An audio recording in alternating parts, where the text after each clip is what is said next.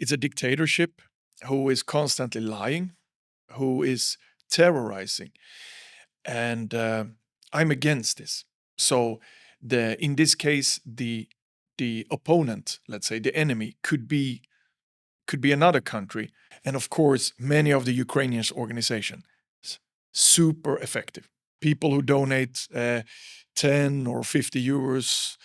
Some donations are like 100 euros, but that's it. And then collectively, that adds up for us to be able to do this every day. Hey there, we're starting a new chapter in our volunteers podcast, and this is a series about the foreign volunteers and their amazing support here in Ukraine.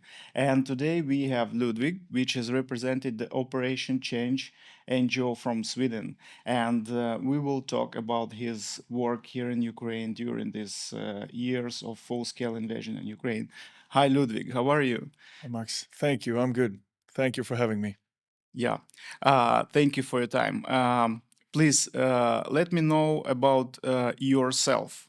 Who are you? What you do for living? Why did you started your job here in Ukraine? And what motivates you to support us in these times? Thank you. I am just a regular guy from the southern parts of Sweden, up in the Nordic, among the Nordic countries there, and working as a furnace inspector in the iron and steel industry. So yeah, very regular. And but the yeah, 2022 when the full scale invasion started, the 24th, uh, as everybody else, we started to follow this, of course, very closely, looking on watching the news, following this, and I think I decided after 3 days, the 26th of February, that I have to go down. I have to do something. So it was like it wasn't an issue for you. So you was a person who was just like, so like, I have to do something. Yeah. You know, what really got me were the interviews. There were Swedish journalists in Kyiv, for example, interviewing Ukrainians on the streets, regular Ukrainians, and many of them said something like, "We are rather dead than be under Putin," or and they armed themselves up and they were really prepared to defend. They said, like, "We will fight to the last drop of blood, to the last one of us." And you know how it was in Ukraine at this time, extremely like patriotic, and there were a lot of energy going on. We felt that we had a chance, all these things. Let's do this, let's kick them out. That was the aura, and what I felt there when I decided, I felt like these are my brothers and sisters. I wouldn't be want to be under Putin either. So I understood that we should really do this together, and yeah, I went down to help. Yeah. How did you start? What was the first one? What was the first thing you did for us? You know what? I have a small electric vehicle in Sweden. So I understood, okay, this is not optimal because if I'm driving goods like food or equipment, whatever, it's not optimal. And at the same time, evacuating people, not good in that small car. So I texted everybody in my phone book who had a minibus. Okay. And can we change car for a week? I asked for a week. Uh-huh. Now, when you think about it, 3.5 years later, I asked for a week, to change car. I got the multivan from a friend of mine. He got my electrical vehicle.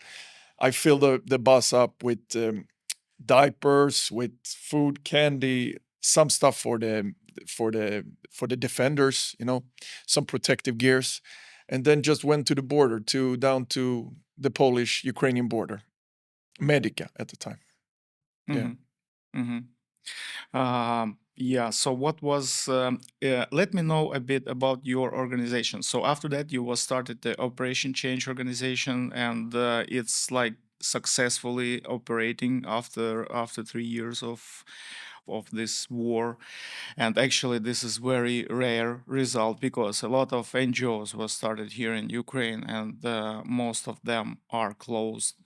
Because of the Unfortunately, yeah. because the attention is decreasing, and Yeah. yeah, but you are still operating successfully. So please, uh, Yeah.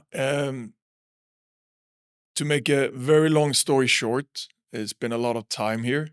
Um, we founded an organization there in the beginning because we realized you're not so strong alone. There were many volunteers in the beginning, as you mentioned, from different countries. A lot of volunteers from Poland, for example. We met a lot of good people, and we had a good time, like doing this together, like trying to. But we figure out we have to organize ourselves. We create an organization. It was another organization at the time, but like we left and moved into a different kind of organization, which is more the organization we have today. And it hasn't been easy because of for all conflicts, the interest is going like this. It's normal. It's for all conflicts historically as well. And people in Sweden, people in Switzerland, people in Germany, they're getting tired of even hearing about the war in Ukraine. So actually, this is one of our most important job as an NGO active in Ukraine, but we are from Sweden. We have to keep on talking about this war going on. We have to keep on telling the stories from the Ukrainians, from the reality in Sweden, to keep on engaging the Swedish people, to keep on keeping them motivated to still do things, because we have to do things. That's my opinion. yeah, that's true. Does your NGO has any of like, so what you are focused on? Is there any priorities, or you trying to cover everything as much as you can? Or yeah, let me know about That that. is a very good question. There are a lot of discussions about it down here in Ukraine, of course. Supporting the military purely? Are you supporting the civilians solely? Are you only doing medical stuff? Are you only doing evacuations? We realized early on, at least, that there were many organizations, also some organizations from Sweden, only focused on vehicles, which is very good. Vehicles, big need. So we thought, okay, let's not do vehicles. We can focus on some other things where we see the big need, but we do not see the needs being covered by NGOs. So we have three areas. We are supporting the medical institutions, so the hospitals in the east, the stabilization points, as well as the frontline medics. And then it's the civilian sector. And then we're not talking about all civilians, but we're focusing on the IDPs at the shelters, as well as orphanages, and some shelters for disabled people, especially in the east. The older people in Zaporizhia, for example, live at these small houses under very, very uh, difficult circumstances. So for us, we see the big need for us to help them from Sweden. So this is the civilian sector. And then the army.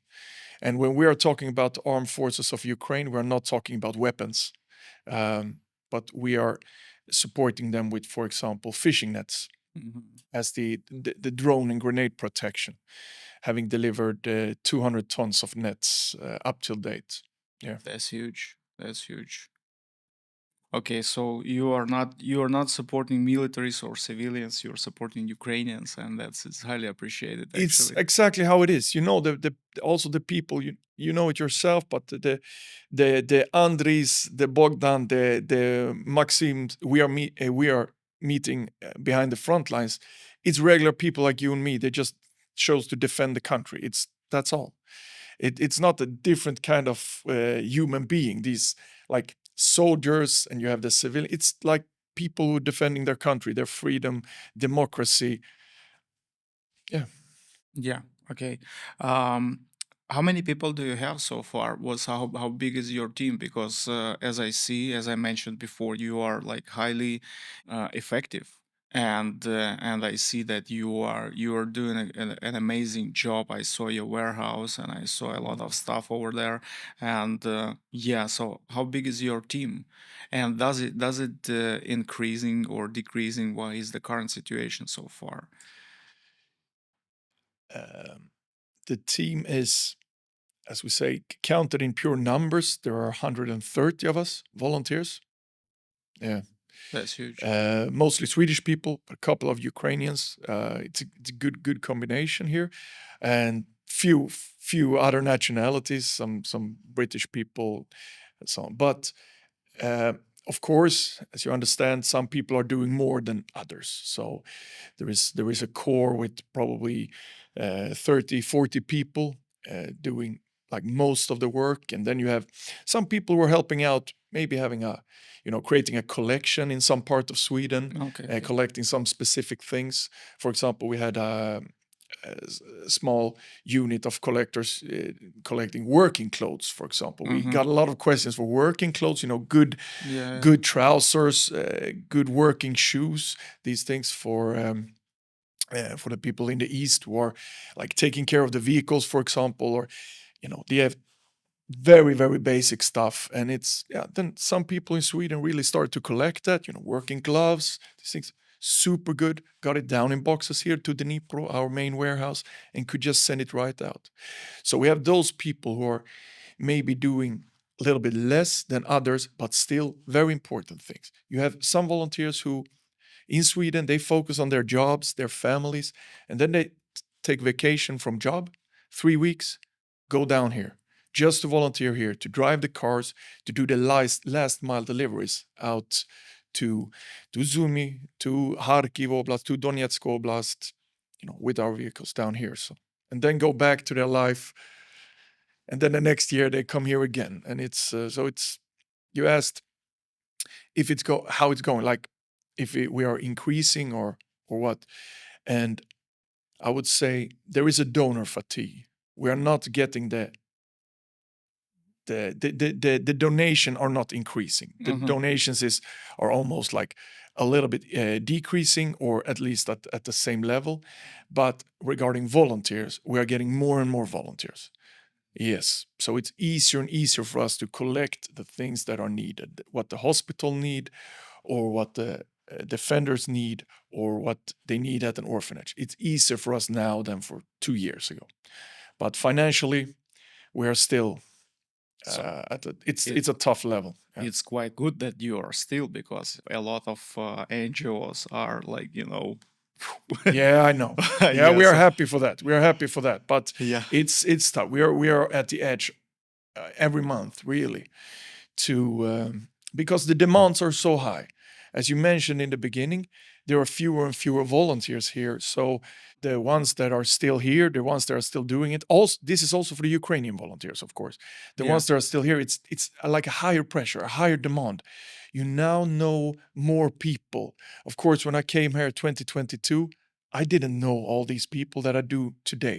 So today I also know about all the needs, and you want to help, you want to help, you want to help, but there are limitations on the. Yeah, that's because this is a will, this is a huge will from inside to help people, to support them, And Yeah, as the situation is that we have decreasing amount of volunteers and NGOs, then the one who is left, they yeah, had like twice bigger yeah. amounts demands and so on.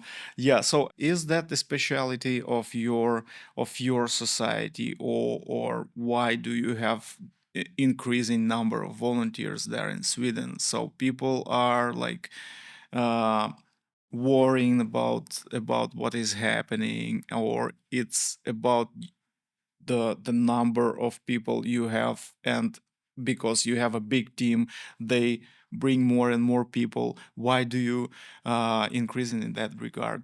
uh, that's a very good question. I think generally, as we've seen the polls in the Nordic countries, the Baltic countries, Yeah. there is generally a strong support for Ukraine, or maybe it's the opposite. It's like it's a let's it's maybe it's like a dislike of the Russian regime, more of a dislike of the Russian regime. Let's support Ukraine or something like that. A combination of the two.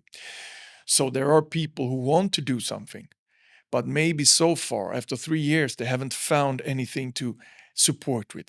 Maybe they support with 10 euros to a big organization, UNHCR or the Red Cross or something. They feel that they're doing something, but they want to do more. They see our organization maybe in the media or on, yeah, like on social media, Instagram maybe, and then they see, maybe this might be working.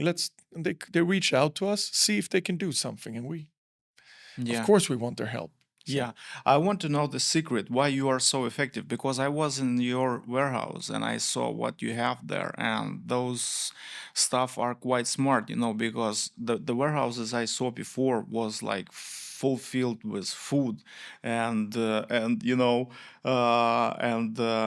I think that to provide people with food is the dumbest stuff in the world, because you will the person a fish, yeah, and yes, and the person will expect for the next fish, yeah, and yeah. then in this way you creating a big problem, but what you have there is like quite smart things, which are targeted to help people when you know that people is helping himself, and you just support him, and this is the smartest way to act, as for me. Yeah, so what is the secret?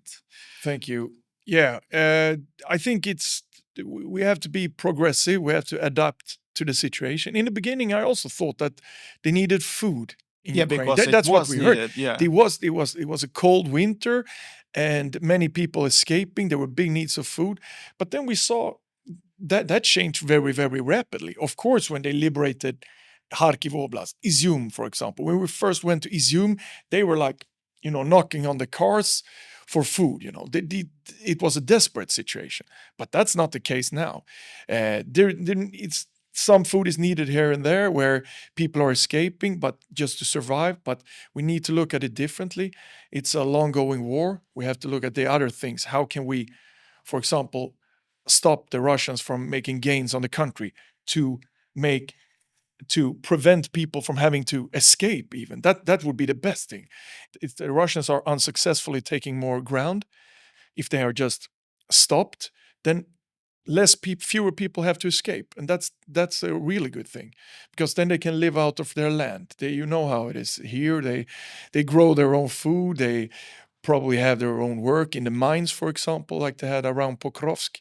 That would be the best thing, if people could just keep on living their life instead of having to escape and create something new out of absolutely nothing. So we try to look at it from another angle, and that's why we see the fishing nets, for example. That's why we started to send tires for the front lines, because these tires are used on the vehicles evacuating people and bringing supplies closer to the front lines. Which These is these absolutely these amazing, these actually. tires, we heard there were cars coming back on like one only one tire left from a Yes. mission. Yes. They were going on the rims, and the rims are starting to crack Yes. up. It's a big problem. And then Yes, with I know. all the FPV drones in the air, so it's only now 2025 really we started with the tires, but now it's a little bit more than 1,000 tires for the front lines. That's amazing. That's amazing. Thank you. Um, What did you know about Ukraine before, and what did you know about Ukraine now? And what is your feeling about Ukraine? Yeah. you got me there. Okay. uh, I didn't know one single Ukrainian person. I Okay. heard about Andriy Shevchenko, Okay. Okay. And seen him maybe play and maybe football. Klitschko, yeah. Yeah, Klitschko, yeah. Sergei Rebrov Rebrov, is yeah. a football player as well, right? Football player as Yeah. well. So A good one, yeah, actually. yeah. No, but I watched football in the end of the 90s. I knew Shevchenko from AC Milan, saw the Champions League, these kind of things. Probably knew that Kyiv was the capital, and basically that's about it. Now it's really feels like my second home. Very many friends here. And let me just clarify, I'm really a Swedish person. I can also see the big differences. I feel Absolutely. very good going home to Sweden, to my family, to my friends, Yeah. but I love it here. Really, the Ukrainian, they're very Ukrainians are so proud of their culture, maybe because of the suppression they've had from the Soviet Union in the past, and now they really want to hold tight to their culture. We are not that in Sweden. We're not good at like keeping our traditions and culture and so on. So that's I feel Because very you interesting. have no pressure on your identity, actually, Probably. Yes, because I'm not wishing you, but if you will have a pressure on your identity, you will protect that. So you will love it 10 times bigger, I because, think so too. yeah. I think so too. And I find it very funny. I'm one of these people who grew up eating surströmming. This very Yes, smelly. I saw videos. Yeah. Exactly. And I started to eat this when I was little. No, Really? yeah, Why yeah, do you yeah. do that? My whole family eats it. Why you do My that? father, mother, then I what should I saw do? people who was like, No, we yeah, eat it. those My videos. siblings eat it. We eat it every year, a couple of times. So, but So is it part of the culture or what? we are 10 million people in Sweden. We're Okay. about 1 million people who eat the Okay. solstoming still. Okay. But before days, I think the percentage was a bit bigger, especially in the north of the country. But look, I'm from the very south of the country and I'm eating it regularly. So, but what's cool with this, what I wanted to say is that the Ukrainians taught me, because when I'm down here, the Ukrainians are so proud of their culture, their food, the vareniki, the shuba, the what do you call haladiets? Yes. Haladiets on Easter, for example, these things. Very proud of it, and cooking for a day. Really want to present the best part of the Ukrainian cuisine. I would like to do the same for the Ukrainians, so I offer them the surströmming, when they are when they are in Sweden. So that's not the best reply for us. Okay, that's great. But the cool thing is the Ukraine the for example, when we have the frontline medics in Sweden for mental recovery with organization Repower, all the frontline medics are testing the system. They're really trying it. So I'm very very very proud of them. They love their own culture, but they are so open to other cultures. They want to know about Sweden. They want to know about Denmark. I really like this. I appreciate this.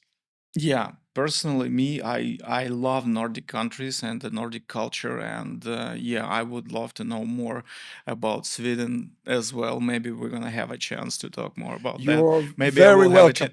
maybe I will have a chance to visit it someday. As you know, so far I'm not allowed to leave Ukraine, I so understand. yeah, but maybe one day. Um, You're very welcome. Let me just say this to you.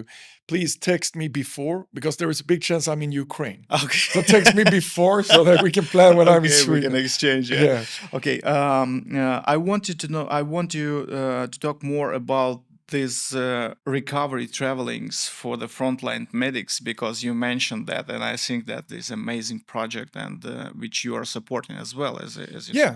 said. There are several NGOs in Sweden still working very hard for Ukraine, and with volunteers like ourselves, with many unpaid people doing this every day, collecting money or something. It could be the organizations doing the cars.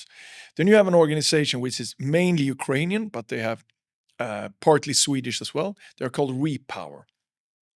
Repower, like Repower, and they're focusing on the mental health of the frontline medics. So they are in communication with the Ukrainian armed forces.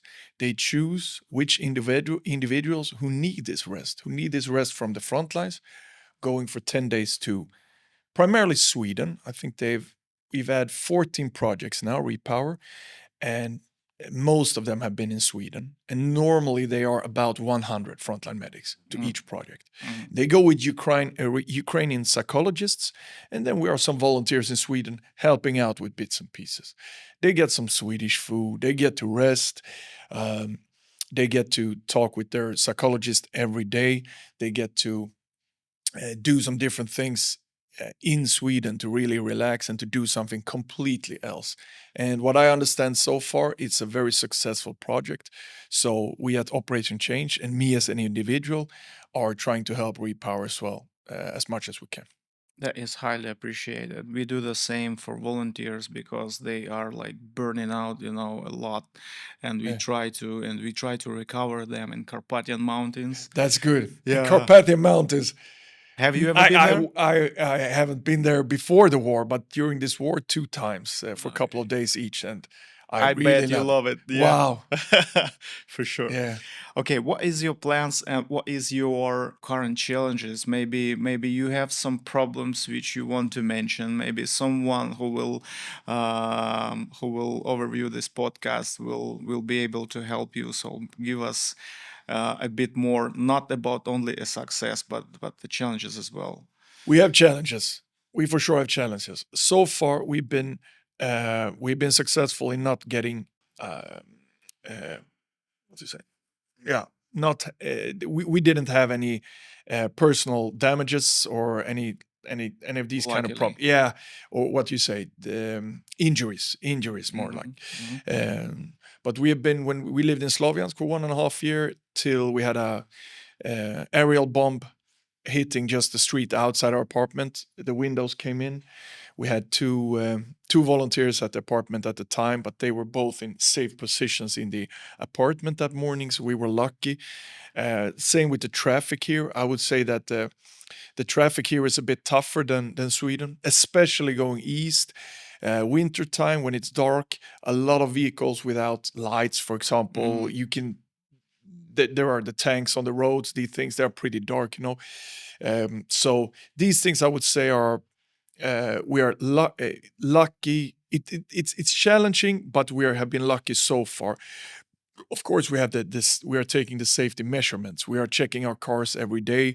We have the safety routines for our volunteers, but still, there are risks. But uh, next to that, I would say the financial part is our biggest challenge right now.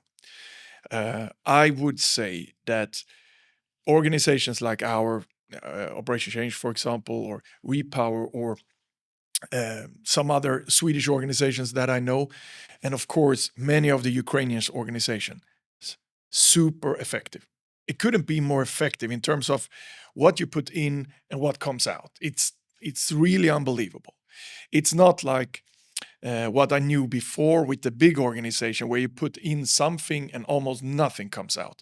This is completely different. This is almost the opposite because by providing us with maybe 10 euros, we have fuel for 100 kilometers Hmm. with like a surgery table for a hospital, which we have got donated in kind, or fire extinguishers to position to prevent forest fires now when it's very hot in the summer.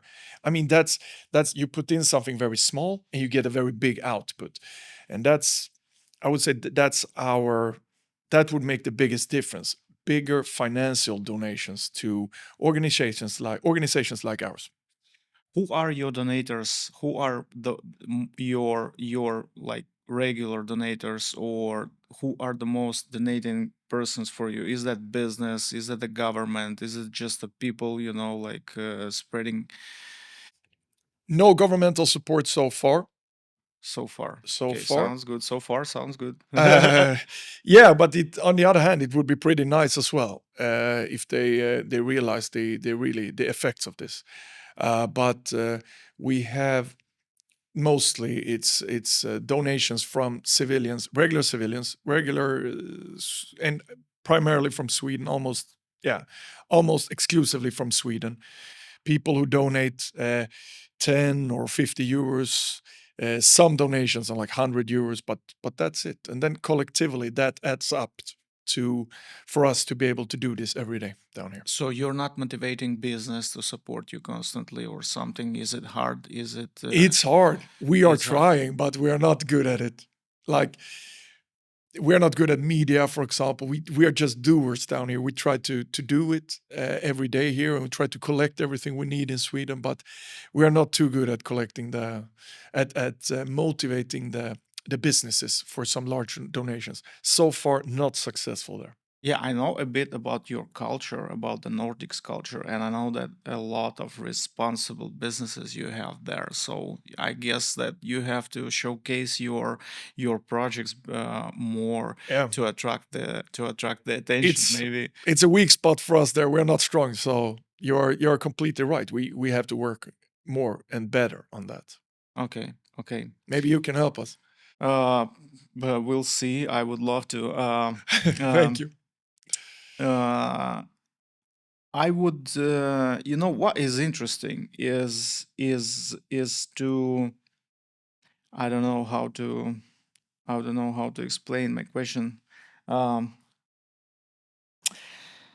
I want to know more about what is inside of you. What is forcing you to do this unbelievably dangerous job? Because I know that you spend a lot of time nearby the front line, and you do a lot of convoys, and you motivate your staff, your team, to go with you over there. I don't I'm not quite believe that you are so crazy. I know that you are like doing so. This Those risks are hedged and inside of you, and but I want to know more about yourself and about the motivation of your team. Who are these people? Why do you so motivated? Is that resistance to Russia, or is that willing to support people in need, or is that because this is all of that is like dramatically unfair? What is the biggest motivation for you?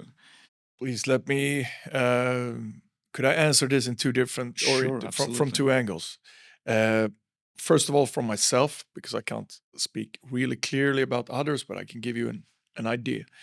For myself, I went down, as you know, uh, to stand next to the Ukrainians towards the enemy. In this case, it's a it's a dictatorship um, who is constantly lying, who is terrorizing, and I'm against this. So the in this case, the opponent, let's say the enemy, could be another country, and it could be invading another country. Let's say Czech Republic was invaded by a dictatorship who is terrorizing, who is saying we are bombing military target, but obviously they are not. Only they, I mean, it's just look at the reality down here. So for me, that's the motivation. We have the common enemy here, and I still believe that the West, the so-called West, but it also regards all over the world. Like just, I think we all are doing too little. We should support Ukraine much, much, much more, and we should have been from already from 2014. It's a many mistakes have been done here. But this is my point of view.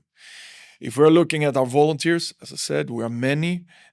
I see different kinds of answers to this question. Some people are here because they feel um, uh, they feel very sorry for the people who have to move. Like some people, especially for the elderly, like the elderly people, they've lived some of the elderly people, like in, for example, Kurakhov or Selidove, so they've lived there their whole life, have everything there. They are happy with their life. They grow a little bit of food there in the garden, and they have to leave. Some people from my colleagues, they cannot stand see this like at all. So this is their motivation. Let's prevent people from even having to escape, or when they have to escape, let's support them as much as we can. As you know, some people are animal people. They can't see all these animal running around and want to support that. Yeah, but in general, there are many different answers to that. But yeah, Okay, so it's about empathy, and probably that would be some kind of general answer there. yeah, and it's about that you don't want to live in a world when Russia will win. Yeah, I it's can't see it's great. anything. Can't see It's anything positive with that. yeah, me as well. Obviously. Uh, do you have do you have do you have something to tell to people to motivate them to connect to this help? Maybe inside of Sweden, maybe in different countries, because we will do a lot of job to push those videos among European countries, to allow a lot of people see that guys like you are doing in Ukraine, and uh, as for the end, I want you to motivate some people to connect to this help and to explain why is that important and what they could do, uh, except the nations. Yeah. And the nations as well. Yeah. Look, this is what's going on here is historical. It's really it's big. This is the largest war in Europe since Second World War, and I don't feel that we in other countries have the right uh, to be tired of the war, to have the fatigue. I almost feel the opposite there. The Ukrainians on the front lines, or the Ukrainians in the supply chain, the Ukrainians at the hospital or stabilization points, who are not only working most of the hours during the day, they're also risking their lives, like every day. We are not risking as much at all, but I want to say this. Engage yourself in something that works down here. It doesn't have to be Operation Change. It could be something else, but that we know works. A Ukrainian organization, an international organization that does the job, really, because that really helps, and it's so needed. It's so needed. There could be different niches. We all know that. Some people only work with drones. Some people work with cars. Some people only work with animals. I don't care what, but all this kind of help is very much needed here. And as I started to say, this is historical. This is happening here right now. People will read about this in the history books for 100 years. But this is going on now. You can do something already today. Do it now. Do it now. There's no, like, why hesitate? It's so clear what's going on here. Even though there are some propaganda leaking out on the internet, not only in Russia but in all other countries as well. Don't believe in it. We don't like. There's so many things from the Russian narrative. I'm sorry, I'm getting all emotional here, but No. Okay. there are so many things from the Russian narrative that is just being echoed by, even from Western newspapers and from TV channels and stuff. Stop echoing that.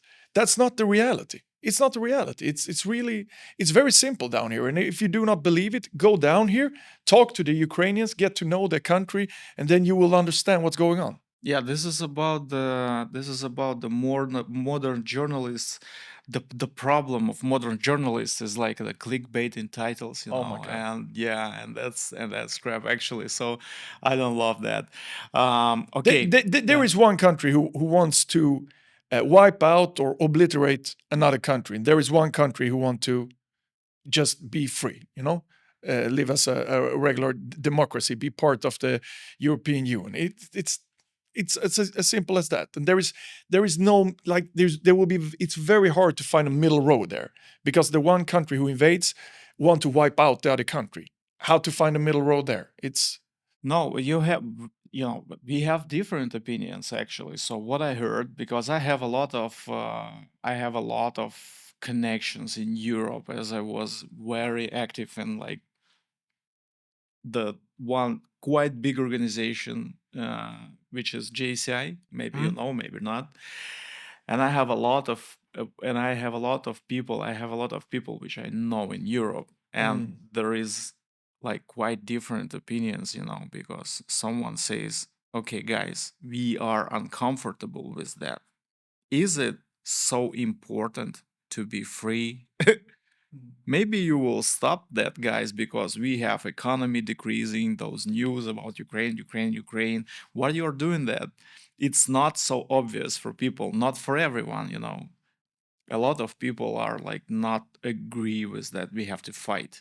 Okay, I have one more question, which is like quite interesting as for me, because you are the foreigner which is now in Ukraine, and you have a chance to see how Ukrainians is doing a job, like fighting, helping, supporting, living with that. And I want your personal fair view. Does Ukrainians doing a good job or not? What mistakes we are doing, and so on, and what? Because a lot of people, this is a part of the propaganda, which is saying among among the Europeans, that Ukrainians are not effective, they're gonna die soon, they are not doing a job like quite good enough, and so on. So what do you see from inside?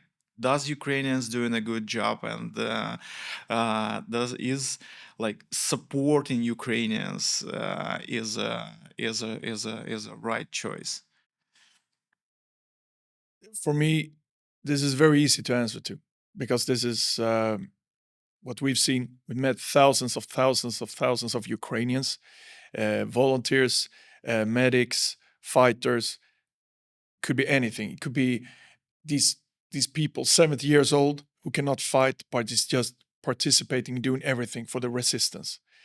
Unbelievable. The resilience in the Ukrainian people is unbelievable, like unmatched, I would say. I read some articles about the resistance and these underground movements in Poland during Second World War, and I would say this is comparable to that. It's hard to make the historical to compare historical stuff, but this is probably up there. It's unbelievable. We are amazed every day by how it's working. Of course, the Ukrainians have so many challenges and issues, but if we're looking about the big picture, a much larger country attacks with full force, and you're withstanding. You avoided getting Kiev captured, and threw them out to the east. Unbelievable. We are amazed, and this is also why we can increase, for example, in volunteers, because when volunteers have been down here and see the reality, what's going on here, they want to go down again. They want to keep on helping. So my answer, easy here. It's super resilient, fantastic, like really fantastic effort by the Ukrainians. You will be surprised, but we are amazed as well. Yeah, I can Even imagine. though It's we are fighting, even like being an NGOs and volunteers. yeah, So as for me, this is a fighting as well. yeah, Okay, the militaries will obviously tell me that this is not a real fighting, but for us it's a fighting as well, because we spend a lot of time on a very dangerous areas as well, and yes, supporting like everyone around, and yeah, this is our fighting as well. So we put all our passion, yeah, to support our people, and to save them, and to yeah. feed them, and to provide them with housing. So this is our fight. Yeah. Thank you for your time. Thank you for all of your thoughts, and it's so appreciated what you are doing, and it's so appreciated that you are with us, because when everything was started, we felt very lonely, because we didn't know if we are, you know if we have someone, if we have do we have any friends. And then appeared this issue of values, of true values, which was supported by everyone in Europe. And yeah, thank you for this feeling that we are not alone in these horrible times. And personally, me, I want to advise the Operation Change to help and to support, because I saw what they are doing, and they are doing very effective and amazing job. Thank you very much for that. Thank you, Max. Thank you for having me.